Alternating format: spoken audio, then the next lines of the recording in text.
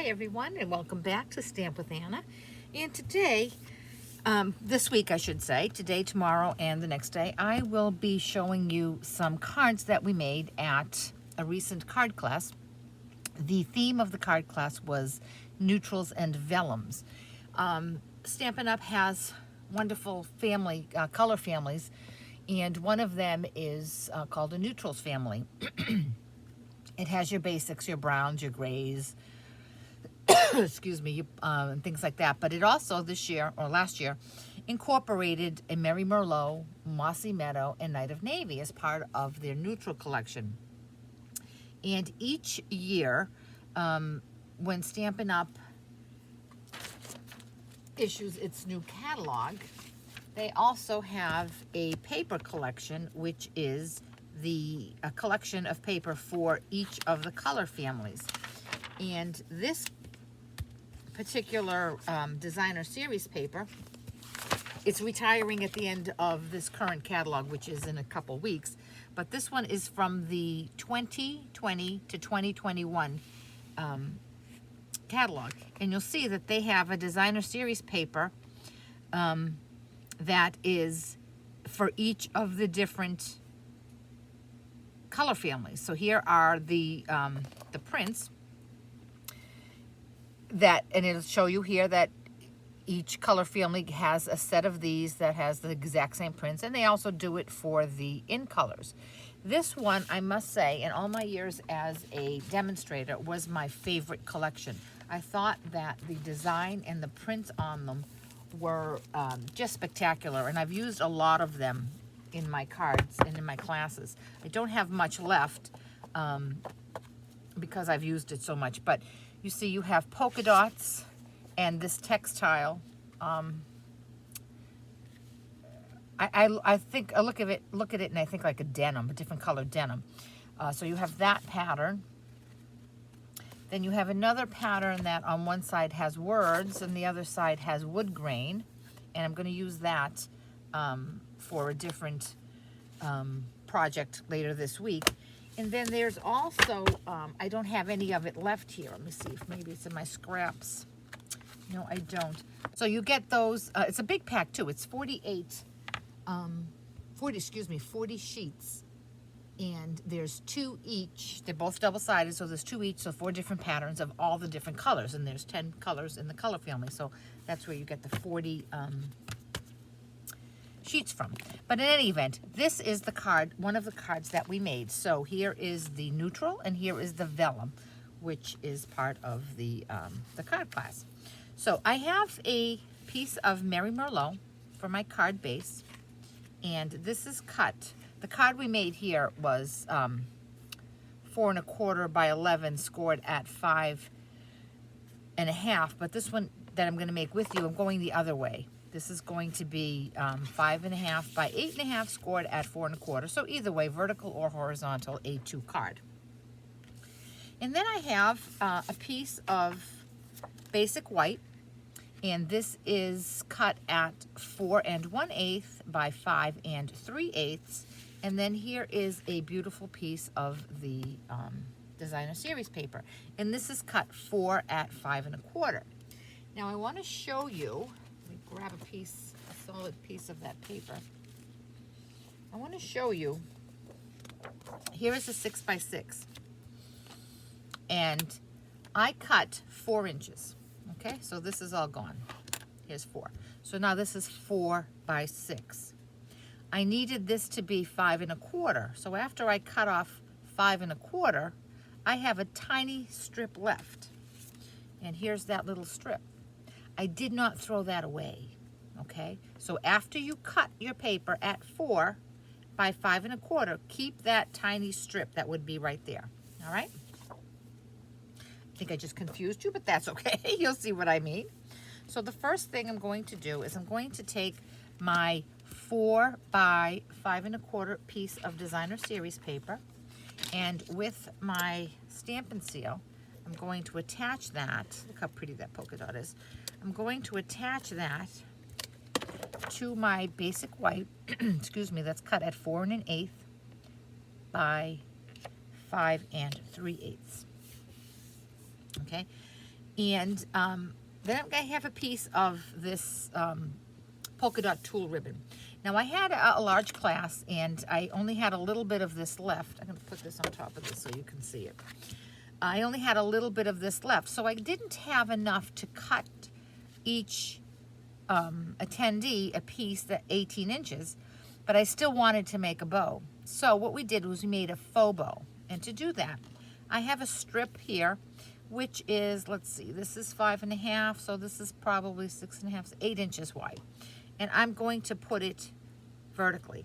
Then I have a smaller piece, and this is probably 5 inches. And I'm going to put that in the center there.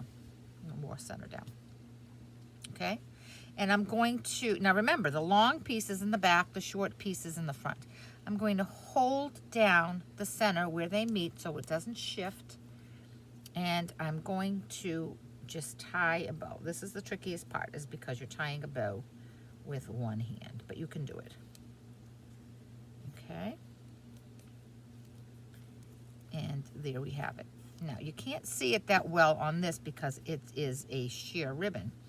But now, when I give it a tug, and I tighten it, the long piece is now on the top. Remember it was on the bottom? And the shorter piece is now on the bottom. And this is the back side of the bow. You can see that that's not a very pretty knot. But the way you use this faux bow is you flip it over. And now I have the long piece on the bottom and the short piece on the top. Now I did make one with a bright color so the ladies could see it better. So this is the nice knot that you have in the front, and this is the not so nice knot you have in the back. So I'm going to take this piece here and I'm going to attach it, make sure the little pieces on the top, I'm going to attach it to my card. So what I'm going to do is turn that over, position it where I want it, and I'm going to put some adhesive and I'm just going to lay this down. Okay? And now when I turn this over, I have these two little pieces, and all I have to do there is give it a little haircut. And now I'm going to attach this to my card front.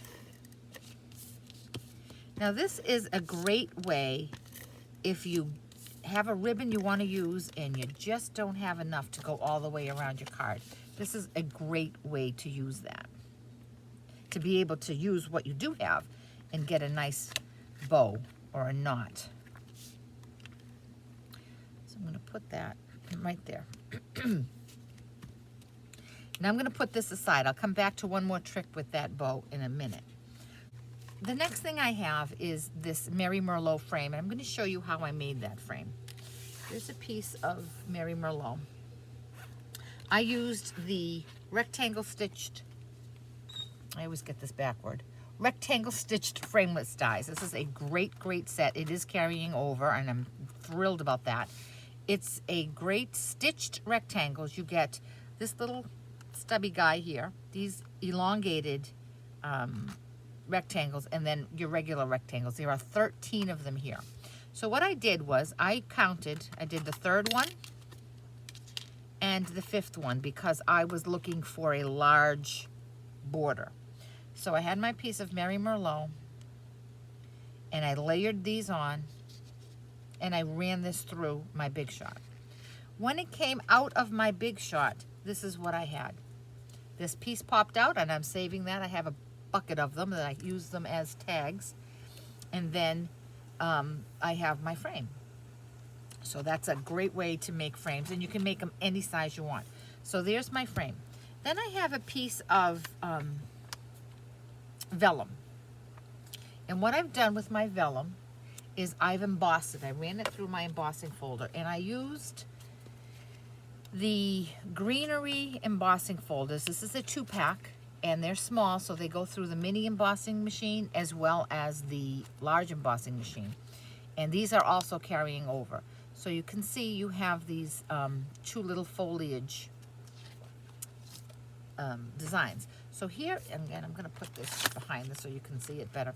Here's the design. And so you have the design going this way and then the same design coming from the top, so it's like upside down. I wanted to make sure that I only had, let me turn it this way, I only had one design. So I cut my paper large enough that it would fit behind this frame without sticking up, but small enough so that when I adjusted it, nothing of this top image showed through. See that? So this is the reverse side of it. I want to make sure you can see that. There it is there. So this is the reverse side of it. This is all I wanted. So now that I have what I want, I'm going to use liquid glue. And the reason I say liquid glue is that way when you're positioning it, you have a little bit of time to move it if need be. So I'm going to put my liquid glue as close to my inner frame as possible. And I'm going to take my embossed sheet, and it's a beautiful, beautiful, thick embossing. I love it. I'm going to turn it over, and I'm going to lay it down, and I'm just going to move it. So see here, I have this little embossed part. It's sticking out through the frame. I'm going to just lift this all up because I don't want any of that showing. Okay? So there we go. I'm going to press that down. And when I turn it over, I have that beautiful embossed image on the inside of my frame. Now I'm going to take some Stampin' Dimensionals because I did want to give this a little bit of dimension. And I'm going to put one in each corner. And it's kind of close to the corner because I don't want that showing through either. You could also use the foam strips, which is a great idea, so that you don't have to worry about them not showing through on the other side.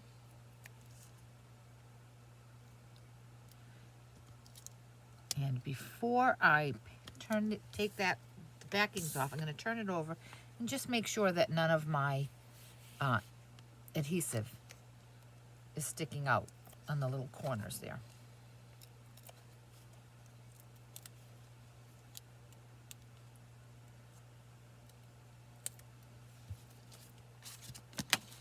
And now I'm going to take this and I'm going to position it in the lower right hand corner. You can position it wherever you'd like, but I'm going to position mine right there. Now, that other trick that I said I was going to show you with my ribbon. Because this is a sheer ribbon, the polka dots kind of blend into each other, so I want that to stand out. So when I tug this, I'm going to twist it. And now it's coming out sideways. See that? Let me give this another little trim. It's a little long there. So now it stands out and it doesn't get lost in the back piece of the ribbon. So the last thing we have is a piece of basic white, 4 by 5 1/4, and a little bit of Stampin' Seal, and that goes right here on the inside.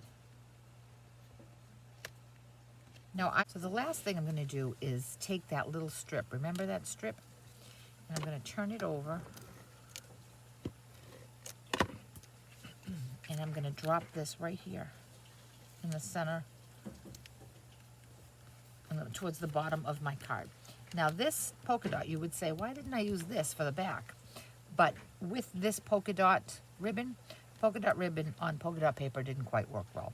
So that's why I put the polka dot side, excuse me, on the inside to pick up on the polka dot on the outside. And so there we have our card. I didn't put any sentiment on the inside or the outside, and I'll put that in my stash with blank cards. And as I need one, if it's a birthday I need it for, I'll stamp a birthday sentiment on the inside or on the outside. If you have any questions at all about this project or any of the products I used, certainly contact me through my blog, www.stampwithanna.blogspot.com. And if you do not have a demonstrator with whom you work, certainly let me know, and I'll be glad to put a current catalog in the mail to you. While you're here, if you enjoyed this project, I'd love it if you'd give me a thumbs up. and subscribe to my channel. Thanks so much, and I'll catch you back here for another video soon.